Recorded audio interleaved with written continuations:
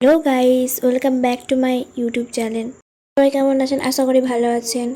তো আজকে আমরা যাব এক্সপো। তো আমরা কি করি আজকে আপনাকে সব শেয়ার করব। তো শুরু থেকে শেষ অবধি দেখবেন, কেউ ভিডিওটাকে স্কিপ করবেন না। প্রথম আমি রেডি হয়ে গেলাম। তো আমাকে এই ড্রেসটা পরে কেমন লাগছে সবাই কমেন্ট করে জানাবেন। ওদের বাড়ি পৌঁছে একটা ফটো তুললাম আমরা সবাই। তারপর আমি আর মারিয়াম খাওয়া দাওয়া করে রেডি হলাম। সবাই মিলে একসাথে আমরা এক্সপো ঘুরতে এলাম।